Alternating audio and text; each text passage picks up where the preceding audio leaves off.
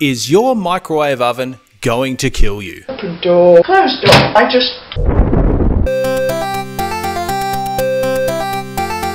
What's up nerds, it's your bro David here, back with another snappy science, and this week we're looking at whether your microwave oven could actually kill you. Funny enough, this is actually one of the most requested topics I get. But before we talk about your brain getting fried like a hot jam donut when you're heating up a warm cup of coffee in the microwave oven in the morning, let's take a step back and look at the history of where the microwave oven came from. Surprise, surprise, like most great inventions, the microwave oven was actually made by accident. Mr. Percy Spencer was tinkering in his office in the 1950s with a device called a magnetron.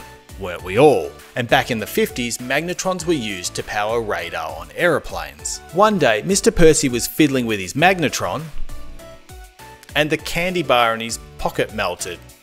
We should probably rewrite this sentence.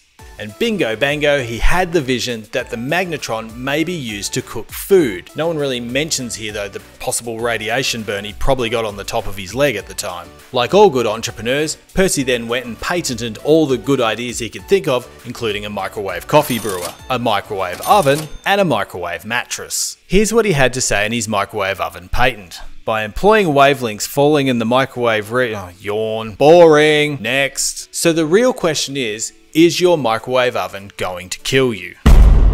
Microwave ovens use the same radio waves as your mobile phone. A well-built microwave oven is sealed in a metal box, which stops the microwaves produced by the magnetron from leaking out. The magnetron heats and cooks food the same way sun burns your skin, with radiation. But you don't wear a metal box, so wear sunscreen. Yeah, I'm looking at you, Pete Evans.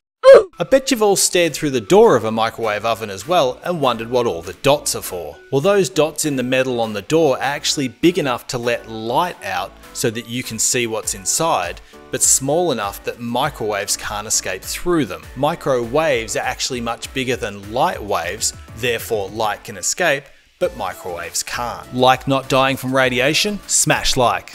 Naturally, if the door doesn't close properly or the seals are broken, microwaves could potentially leak out into the environment. Even still, the chances they will do harm is almost zero because microwaves' power drops off very quickly. If you're not near the microwaves will likely vanish before even reaching you. An actual microwave is about 12 centimeters long. It can barely reach the back of the microwave, let alone escape into the environment and reach you on the other side of the room. Mamma mia! Even at 5 centimeters away from the microwave, the radiation has been shown to be far less than what would normally be able to harm humans. At half a meter away, it's pretty much non-existent. Even if you jammed your face against a leaky microwave, you'd probably have to do so for an extensive period of time for the radiation to even start doing damage. So then why can't my mobile phone cook my dinner, and is it gonna cook my brain like a Sunday roast?